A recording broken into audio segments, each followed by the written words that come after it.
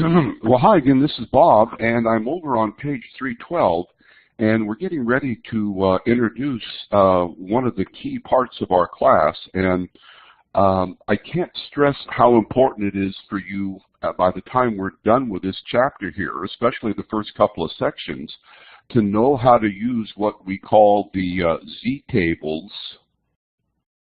and the Z-tables are commonly referred to, just lost my pen there, as the standard normal distribution, or just normal distribution.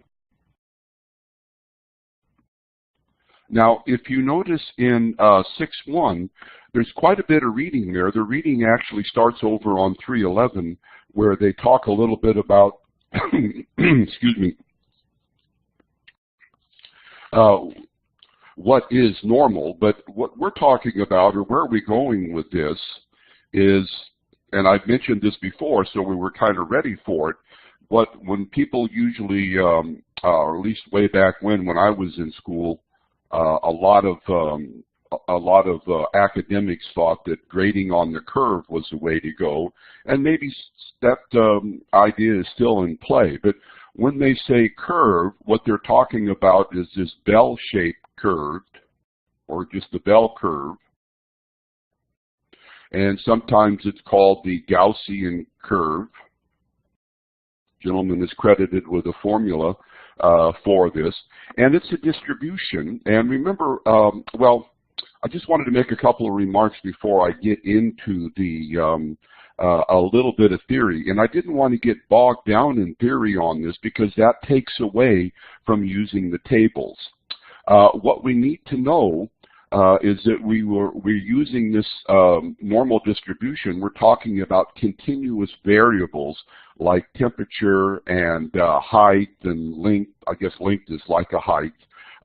We saw the difference between continuous variables and discrete variables earlier on, and we've already sort of got the idea of z-values from chapter 3, and it turns out that on our curve, we've also got the idea of standard deviations. We've introduced those before in chapter 3.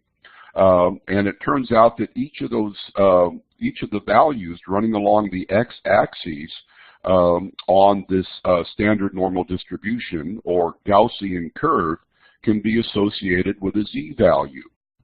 And this is a continuous curve, and so it turns out that each of the values, this base curve basically is made up of individual areas, or the values on the curve can represent areas. So we can go from a z-value to an area, or an area to a z-value. And again, I don't have a set list of exactly the way I'm presenting everything here, but I'm trying to tie in what we've seen before with the z-values. And if everything goes right on this lesson, because I'm still dealing with the internet connection that's not that solid, I plan to throw out the theory and work a number of examples on the first part of this lecture, and then come back and work a whole bunch of homework problems to show you every possible situation, and again emphasize how important knowing the tables are. And here's something that we started off with, or we could make mention of, and it's on the top of page 312, where, remember, we started off basically with dealing with some bar graphs. And I'm just going to try to show one here that looks something a little bit like the book. And for this particular one, this is A. And this was a random sample of 100 women, and this N equals 100. And we're dealing with heights. Now imagine that, remember that the idea in statistics is it's very unlikely we could get the entire population of women in the United States, or even a state for that matter, but let's say that we were able to get that whole population. Well, if you notice what they did on B and C, they let the sample size increase dramatically, and when the sample size increases, notice that the individual rectangles get narrower. Okay, and that's what they're trying to explain on the A, B, C, and D on the top of page 312. And remember, when I say the rectangles get narrower, I'm talking about class width. So if you took that to the extreme, and that would be like measuring the height of every woman, and by the way, notice, just look at this here. This is even with a sample of 100, and that's obviously a symmetric distribution there, which will be one of the features of our, I call it standard normal distribution, but normal distribution works also. But if we were able to get all the women or the entire population and measure their height, we would end up with our Bell or Gaussian curve. Oops. Okay, so there is some theory about normal distribution, and I'm just going to point it out, but there's a formula over on about a third of the way down on page 313 that gives the actual formula for this normal distribution. We don't have to use that, okay? And then at the very bottom of page 313, they show us some distributions. And again, this is just in passing, but if I'm encouraging you to be sure that you read it and look it over and think about it. But what it shows you at the bottom there is where we have some different, two different situations. And the first one is we have the same means but different standard deviations, something like this. In other words, and I'm not trying to draw this to any particular scale, but if this is our symmetry line, and that turns out, as we'll see later, that's where Z equals 0. In other words, everything that I'm doing now is going to relate to the tables that they give us, and they're called the Z tables or the normal distribution tables. If you'll notice, the standard distribution, since the shape of the curve is different, would be different for each of those graphs. And then below us, directly below that, at the very bottom of page 313, they show us two different distributions, normal distributions, but they have the same mean. In other words, they're the same graph, but they have a different population mean. Okay. Anyway, what we want to do is introduce a few of the ideas, and believe me, I will reinforce these as we run through every example and then a number of homework examples. But let's just draw our standard normal or our normal distribution there, sketch it, and I can't emphasize enough, and you'll hear this again, the importance of sketching. For every time you need to go look up a value, sketch a bell curve and label it, because it will help you help you find the requested value. So the first thing we know is there's symmetry, and that 50% or 0.5 of the graph lies to the right of the symmetry line, and the other 0.50 or 50% lies to the left. And of course, if we were to fold the graph on that line there, the two parts would fit perfectly on each other or superimpose on each other, even though I haven't done the best graph there. Okay, so the first thing we know, this is on the page 314, is that it's bell-shaped. And then they tell us that the mean, median, and mode are all the same value, and they're located at the center of the distribution. So this, we've seen this once before in chapter 3.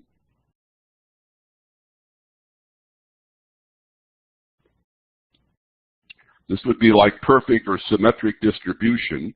Mean, median, and mode can be thought of also as the symmetry line there. And then they tell us that it's got one mode, unimodal. The curve is symmetric about the mean, which I've already mentioned there. It's continuous. Now, it may look like the graph kind of stops, but it goes on forever in both directions. Okay, so it's like the x-axis could be thought of as an asymptote. Our charts sort of stop, but the graph is considered to go on forever. It never touches the x-axis.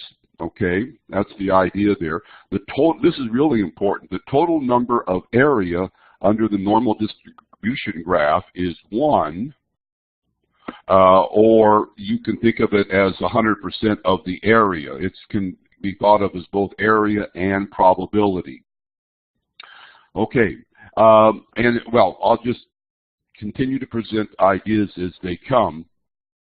The area under part of the normal curve that lies, okay, this is the last one here, it's number 8, lies within 1 standard deviation of the mean is approximately 68%. And if you go back to where we closed off on chapter 3, you may recall we learned about Chebyshev's theorem, and then we learned about something called empirical probability. And I mentioned in my lecture that that's coming back again. And this is what they're saying. We've already seen this before. There's our symmetry line. Within 1 standard deviation of the mean, they tell us that 68%, that's a little bit of a, just a rounding there, of the area lies within 1 standard deviation of the mean. Okay, and it turns out that 0.34 lies on each side. Okay, now, I'm not going to draw the whole thing, but if you just go down to the bottom of page 314, you'll notice that they then tell us that 95% of the graph lies within 2 standard deviations. So in other words, this would be like our mean, and this would be like our mean plus 1 standard deviation, and this would be like our mean minus 1 standard deviation. And then we could stretch this out to like our mean plus 2 standard deviations, and mean minus 2 standard deviations. And you can see the values. And it turns out that those values, the 0.34 and the 0.34 and the 0.1359, or 13, I'm giving them as decimals, the 34.13%, which is a decimal, is 0.34 on each side of the mean, and the 13.59% adjacent to those first standard deviations all relate to values in our text, in what we refer to as our z-tables. So the other point I wanted to make, although we'll cover all this stuff, the z-tables can be thought of as areas under the curve, but they can also be thought of as probability. And what we learned in chapter 6 is going to take us all the way through chapter 8, our last chapter. And what we're doing now is we're right on the verge. If you remember at the beginning of the class, we broke statistics into 2 parts. And the main part that we're interested in our class is when we make predictions. So in the first few chapters, we learned how to organize data, but now we're going to learn how to make educated guesses based on values that we find in these z-tables. And there's some other tables also.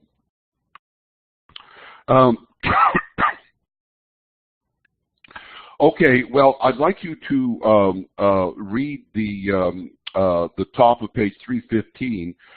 It shows what we have the graph in the middle there, the perfect bell shape or symmetric curve, and then they show graphs, bell curves that are skewed, and all we have to do is be aware of that now. But most situations, especially when we have a sample size of 30 or more, we can use our bell curve, okay? And there's even a test, it's called the skewness test, that will tell us if our values lend themselves to using the bell curve or our z-tables.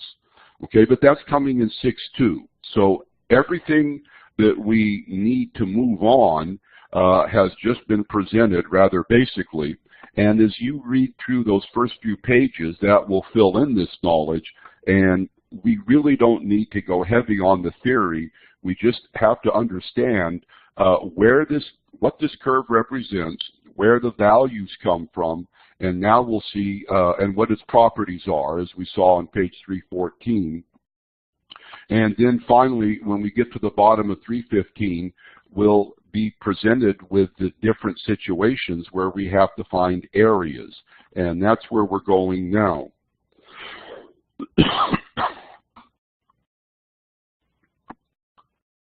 Let me just grab a new page here. Okay, so about 2/3 of the way down on 315, they talk about the standard normal distribution, and that's the way I usually refer to it.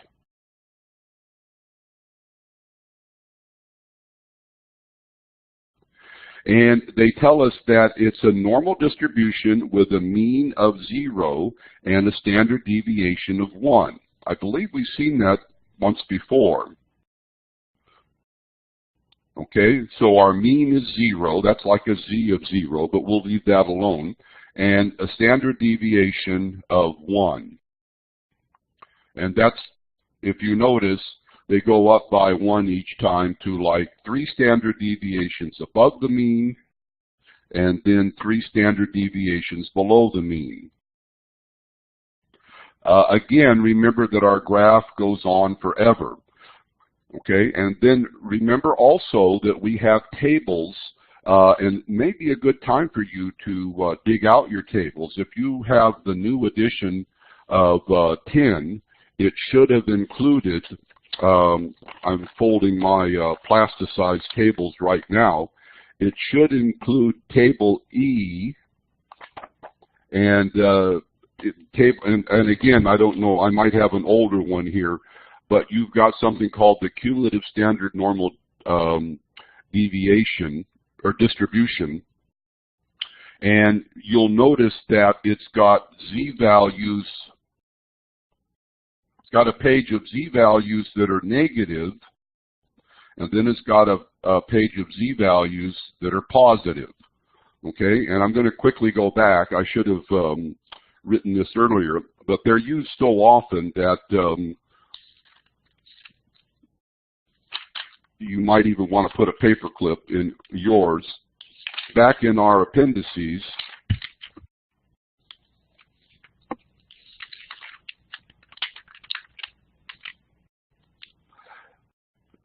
they start on page 779 for the negative ones and page 780 for our positive z-values. So I'll write 779 and 780.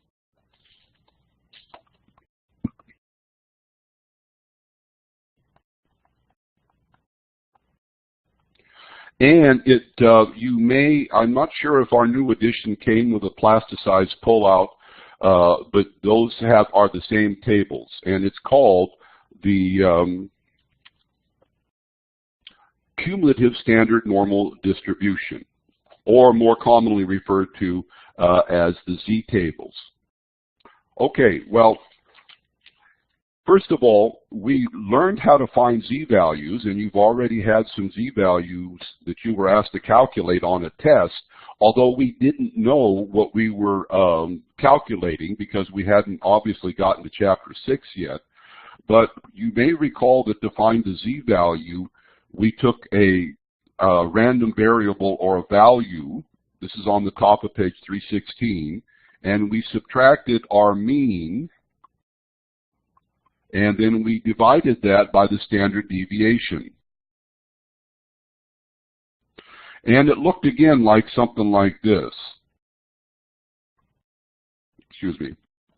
There's our random variable, and there's our sample mean divided by our sample standard deviation. But we're talking about this formula now. Just wanted to remind us that we had both, where there's our random variable, or our member of our data set, subtract the population mean, divide by the standard deviation. Okay, so that's how we got a z-value, and if you recall, or when you look at those tables, the first thing you see, whether it's a positive or the negative table, is a z, the letter z there. Okay, and that letter z is going to represent, first of all, a standard deviation, a certain distance away from the mean, which can also, the values in the table can relate to areas under the curve or probabilities. Okay, so we're finally getting to the point now where we're going to see all the situations, and remember the whole point of 6.1 is to use the table. And of course, before we can use the table, we have to have a little background information on where the tables come from, what the numbers in the table can mean, a little bit about the design of the tables and things like the amount of area under the table, etc. Okay, so let's just go and look at, at the very bottom of page 316, they show us some different situations. Not every possible situation, but many situations. Okay, and I'll make sure that we cover every possible situation. And it turns out that 6.1 just teaches us how to use the table, and we'll get the actual everyday situations that we apply the usage of the table to in 6.2 and 6.3 and 6.4. Okay, so the purpose of 6.1 is to use the tables. So if you look at the very bottom of page 316, I'll just go ahead and put the first one on there. It looks like this is the first one, number 1, and it looks like we've got a plus z value. We don't really need the plus there. And here is our mean, which is a z-value of 0. It's understood. And then we would be finding all the area to the left. This is our first situation. And it turns out that we can do this directly. Okay, we don't have to. There's many different books have many different tables. Ours is pretty good. It gives us the positive z-values and negative z-values. But it doesn't give us everything, so there's a couple of specialized area situations that we have to know what to do. And by the way, there's another areas that we can find directly. This situation where we have the negative z-value and we want the area to the left of that. This can be done directly also.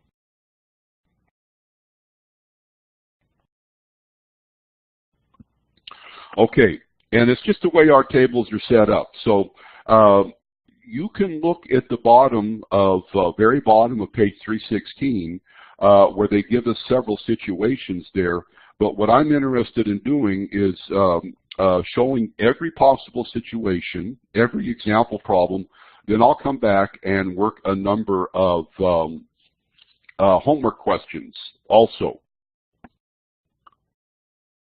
Okay, but I'm going to start off where they work on figure 6.7. It wants us to find the area for a z-value of 1.39. Okay, now remember that here is our bell curve, and you don't need, well, I always do anyway. Here's our z-value of 0. That's actually the mean. And then I'm just going to say that 1.39 is right here, okay? And when we want the area, what they mean is everything to the left of 1.39. So here's my sketch. Now I know that I want everything to the left of 1.39. So what I would do is I would go to my z-table, and this is exactly what they've shown on example 6.7 here. You have the z-value here, and then you have some values that are to the hundredths place, okay? In other words, excuse me, I'm just getting my z-tables here real quick. In other words, I can't write all this obviously, but they go something like that. Okay, so what we want to do is we want to find the z-value associated with, what was it here, 1.39. We want the area associated with 1.39. Okay, and we know that that means that it's everything to the left of 1.39. Okay, so if you notice what the book did, They went down on the positive Z tables until they found 1.3, and they went out until they found 0.9. That's, in other words, what we've got is 1.3 and 0.09, which add together to make 1.39. And they found out where these met. And they met or gave an area of 0.9177. So we know that the area to the left of 1.39 is equal to 0.9177. Now, what that means is that remember that the whole graph adds up to 1 or 100%, and we have already used 0.9177 of it up. So my sketch isn't that good, but we get the idea, and the sketch is helpful. Okay, well, let's take another one. This is our first situation here. How do we find the area to the left of a positive Z-value? Turns out we can find it out directly, but it's always helpful to draw the sketch. So let's go look at example 6.1. And again, I'm crossing my fingers that I don't lose my connection, and that's on page 317. And it turns out we want the area, always draw a sketch. We want the area to the left of a Z-value of 1.73.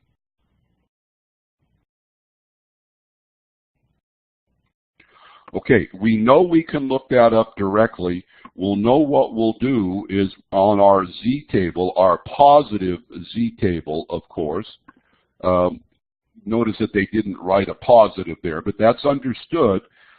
In case I didn't strongly mention it, everything to the right of our mean or our Z-value of 0 uses the positive Z table, is where the positive Z tables relate, and everything to the left of that, depending upon the situation, would be those areas would be looked up by the negative Z tables. Okay, now we haven't learned all the situations for area yet, but there's one thing that I have to stress here. Area is always positive, okay? We can have positive and negative Z values, but an area can't be negative. So don't ever make the mistake of finding an area, and because it's on the left side of the mean there, where Z equals 0, and thinking, oh, that must be a negative area. That's incorrect. Areas are always positive. Okay, anyway, to find this, we would find our Z value of 1.7, and then we would find our Z value decimal of 1.7, and then we'd run down to the 0.03 part, because they add up to 1.73. And notice that they've, excuse me again, notice that you can do this directly here, and I'm showing you how to use the tables, either your plasticized tables or the tables that we saw that were back in our appendix there, and you should verify and get 0.9582. So, if you wanted to express that, I prefer you give it as a decimal, but you could also express this as 95.82% of the graph. But here's something else we want to be careful with. Don't round. Give the answer exactly as it appears. If it appears to 4 decimal places, then give the 4 decimal places. Okay?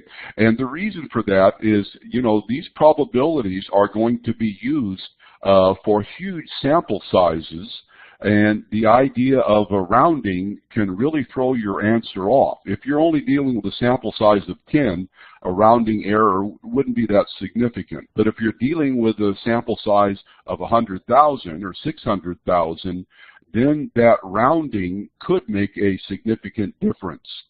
And by the way, they use these z-tables and the other tables we're going to find, they use them for medical research, statistical research on the effectiveness of a drug, like a blood pressure drug or something like that. And their rounding area with a large population, a rounding error involving a large population could be significant. Okay, well, let's go look at another situation here. This one's different.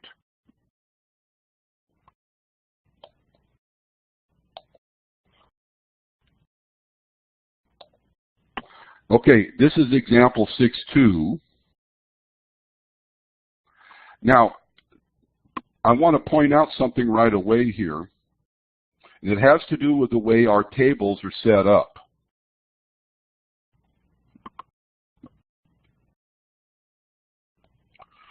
As I mentioned, here's our situation now. Okay, it turns out that we can't find, now remember we're on the left side of the mean. Remember a z-value of 0 is our mean. And notice that when we're on the left side, our z-values are negative. And what we want this time is the area to the right of z equals minus 1.24. And it turns out we can't find that directly. If you looked at our text,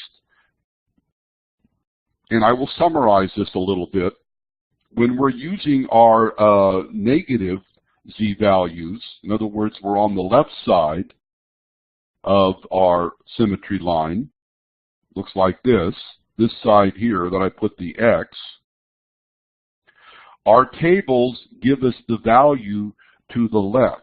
In other words, these are the areas that they give us. Now, clearly, we can't use our particular tables to find out this area because it's to the right of the z-value given. We've got a negative 1.24. Now, we could find this area right here very simply by just looking it up, but we can't find the area directly to the right. Okay, and then notice when we're on the right side of the we're on the right side of the z-tables, that those values, if this is our mean of 0, those z-values give the values to the left. Okay, now this doesn't have anything to do with getting the correct, well, it has something to do with getting the correct answer, but this is just the way our tables are set up. So remember, we just did 2 questions where we were asked to find the area to the left of a positive z-value, and we did it directly. But example 6.2 is asking us to find the area to the left of a negative z-value, and that cannot be done directly. So we'll learn how to do it. I'll set the problem up again on the top of the next page.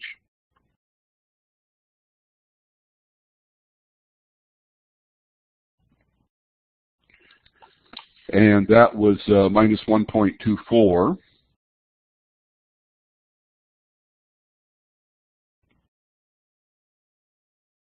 And we'll throw in our z of 0 also. Okay, well, here's what we can look up, and this would be the simplest way to do it with our tables. We can find this area here. Now, that area, in other words, we can find the area to the left of z equals negative 1.24. That's not the area that we're interested in, but recall that the entire area adds up to 1.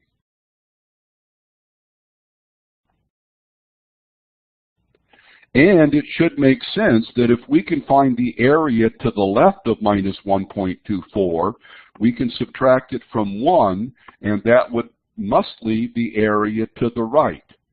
So the point I'm trying to make, and the book is trying to make on example 6.2, is that we can't find the answer directly.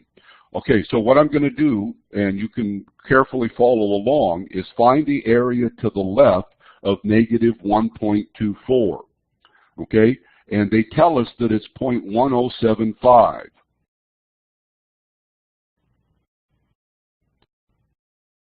That's this area here.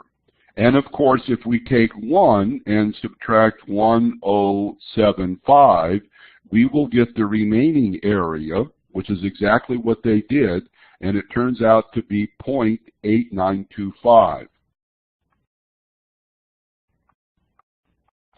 And that, of course, would be this area here. Okay, so that's just a little trick. Whenever you're presented with an area like they just did, this situation here, you've got a negative z-value and you want the area to the right of it, you simply find its complement. I'll put C for complement, and then 1 minus C equals the area that you're looking for. Now, remember, I think probably for 99% of our class, this is the first time that you've seen this, but after you work 2 or 3 questions like this, it does become second nature. All right, here's another situation. This is example 6.3. And the reason for all these examples will come clear when we get into 6.2 and 6.3. Okay, but I'll draw 6.3 first. And if you notice this time, there's only so many possibilities, by the way. We want the area between negative 1.35 and 1.62. Okay? Now, there's probably, depending upon the tables that are out there, more than one way to do this, but here's the way that our book wants us to do it. Keep in mind that we can find the area, I'm still shaking a cough here. So the first thing that we've done is we've drawn the area, and now we can find out the simplest way to do this with our tables is we can find, it's hard for me to draw this, but I'm going to try to draw it in 2 steps.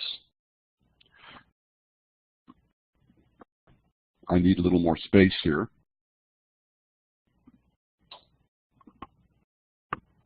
See if this makes sense.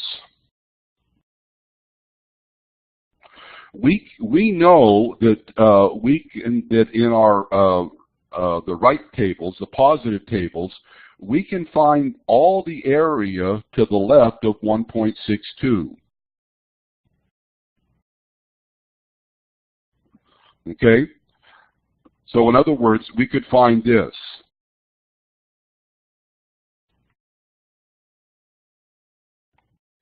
All the area to the left of that.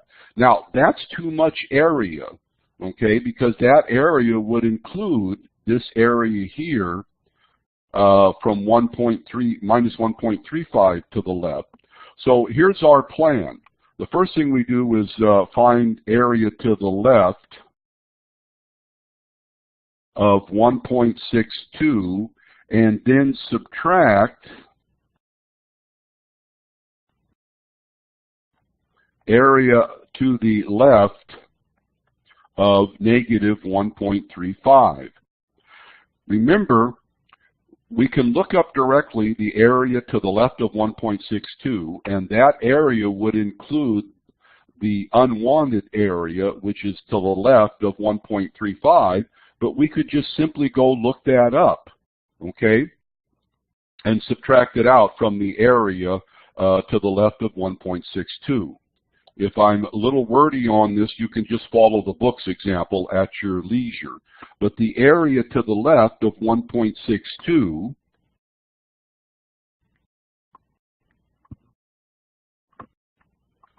we can easily look up as being 0.9474.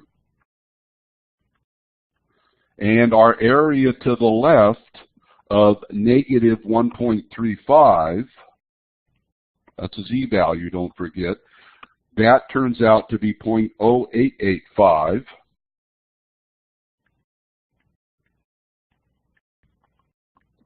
Okay, so we simply subtract the 2 there. In other words, you'll notice the book went 0.9474 minus 0.0885, and then the area that bounded between those two z values is 0.8589. And that will be our answer. And of course, you can express that as a percent. Okay, well, there's some more stuff here at the bottom of page 318, which I'd ask you to read. But here's the basic summary from that reading: that the areas can actually represent probabilities.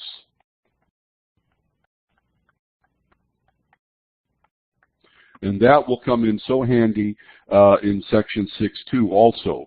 And I'm going to extract part of the reading there. It tells us, in other words, for every z-value on the x-axis, there is a corresponding height or frequency in y-value. Okay, and each of those values, remember, we've got like the entire population, and we're dealing with continuous variables. And it tells us that those areas at the top of the next page, under the standard normal distribution curve, can also be thought of as probability. Okay, so what we've been calling areas can also be called probabilities. And again, we know we could, if we want, like in this last example that we did here, we could say, well, there's an 85.89% chance of, and that would be discussing whatever the situation is. So the z-values on the curve, I'll just summarize what they mean by that. Here's our curve, and it's very poorly drawn, and that z-value, that curve is made up of standard deviations, which are heights of the z-value, some positive and some negative, and each of those is represented by an area, and those areas can be thought of as probabilities. Okay, so let's go do all 3 questions in 6.4, and I'm again going to cross my fingers that I don't lose my connection here. Let's look at 6.4 A.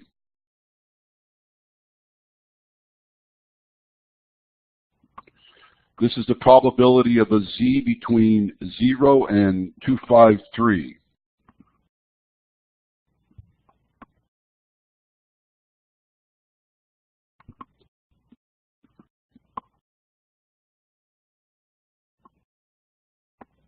Okay, and of course I've asked you to do the reading on the top of page 319 there. I don't know what that looks like, so I better draw as nice as I can. Here's where z equals 0. And here is where 0 equals 2.53. And this is the area that we're interested in. It's another situation, by the way. Now, remember, there's something special going on here. When we look, this is the area that we're looking for, but when we look up the area in our positive z tables, it's not only going to give us the area between 2.53 and 0, it's also going to give us this whole left side here. And that whole left side is half the graph, or 0.5. So when we have this situation, what we're going to do is we're going to find the area to the left of 2.53, but since we were only interested in the area bounded between z equals 0 and 2.53, we're going to have to subtract out 0.5, because our tables are going to give us everything to the left of 2.53. So if you notice, when we've done the drawing as closely as I can to the books, and the area between to the left of z.53 turns out to be 0.9943. However, as I mentioned, that 9943 includes that 0.5 that we weren't interested in, so we're going to have to subtract that out. 0.5, or you can throw some placeholders on there. So what we're really dealing with is 0.4943. That's the area, and if you want, you could say, well, whatever the situation is, it has a probability of 49.43% occurring, okay, because now we're relating area to probability.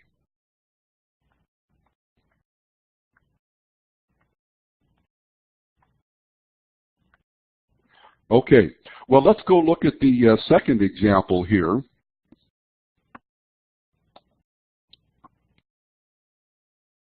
This is, again, on the bottom of page 319.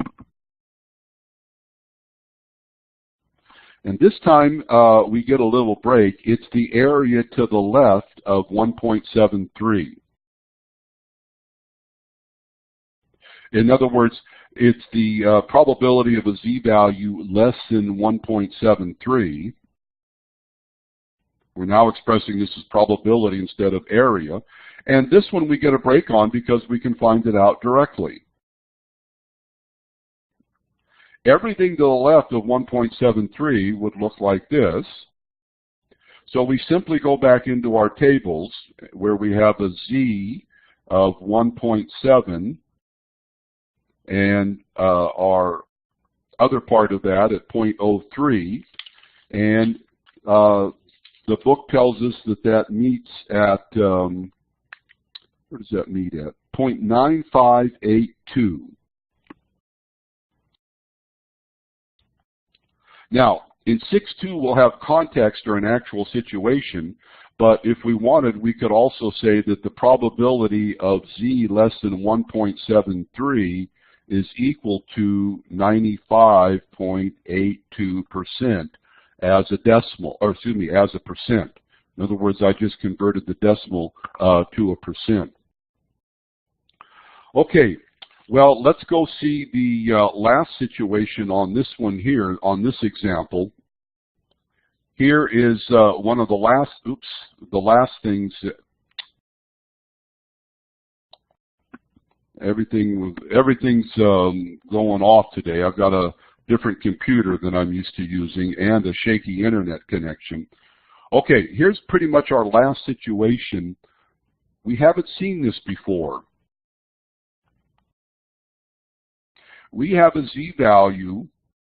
We're talking about probability now, so I'll go back to, we want z greater than 1.98.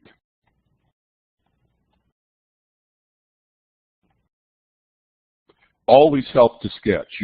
I just can't stress enough the importance of sketching a drawing so we know the area we're looking for, and of course that will immediately help us with our approach.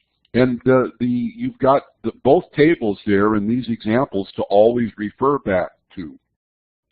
Okay, well, we know we can't find this directly because if you recall, our z-values or positive z-values are set up to give the area to the left of a given z-value, positive z-value. But we can do this. We could find out all of this area associated with a z-value of 1.98. We can find that out directly. In other words, we can find all of this to the left of 1.98 and then simply subtract that value from 1. And that's exactly what the book does, okay? So they tell us that when we go back to our table and we find the area to the left of 1.98, it's 0.9761. Okay? And since we know that the entire area is 1, then 1 minus 0.9761 will give us the area that we're looking for here, and it turns out to be 0.0239.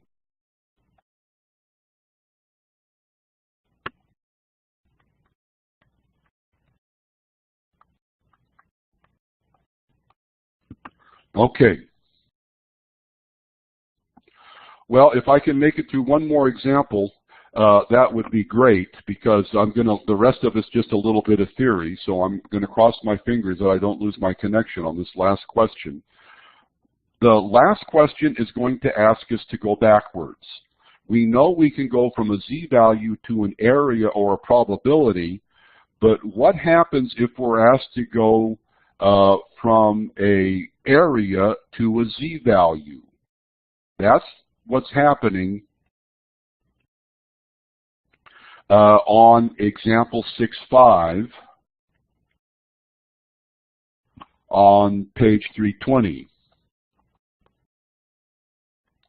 Now, of course, they've made this one step tougher here. There's an area here, which they've told us, I'll draw it down below here, of 0.2123. All right, and we're supposed to find the z-value associated with 0.2123, except we've got a little bit of a problem. Our z-tables, we can't look that up directly, because our z-tables give us not just from z to 0, but they're going to, they also include the area to the left here, that 0.5. So in this particular case, if we want to find the z-value associated with an area of 0.2123, we immediately recognize that our z-value, the way our tables are set up, that in this case we must add 0.5. In other words, the z-value would be 0.5000 and 0.2123 for a total of 0.7123. Okay, that's the value that we're going to have to look up. And so, in other words, recall, it's just the way that our particular tables are set up, and not all z-tables are set up this way, but ours are. Okay, so in order to find the missing z-value here, we're going to have to take into consideration the way our tables are set up, and that basically means we have to add 0.5 to our value, which was 0.2123. And when you go into your tables, and this time it's backwards, or I should say the reverse of what we've done before. Oops, that should be a z there. Okay, and you go in until you find an area of 0.7123, and then what you would do is you would go up for our hundredths place and over for our the beginning part, and it turns out that it's 0.5 here, and it's 0.06. And the book gives nice examples, and so what we're looking for is a z-value of 0.56.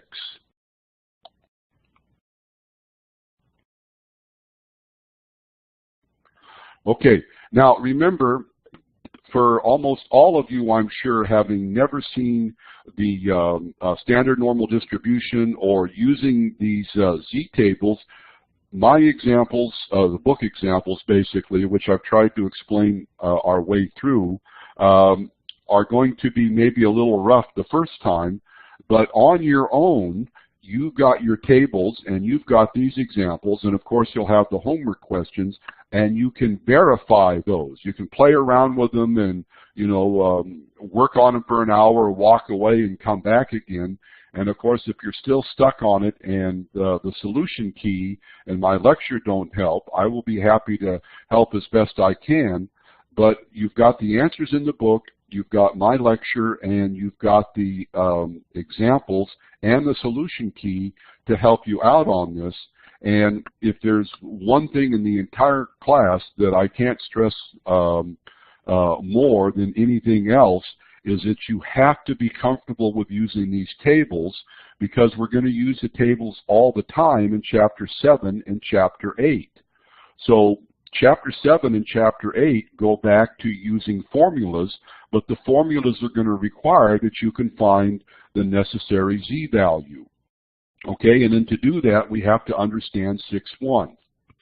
Okay, well, finish off on the reading there, and you've got a homework assignment, lots of practice, And as I said, I will be back shortly, and I'm going to work a number more questions, just so I feel like I did everything I can to help you understand the z-tables.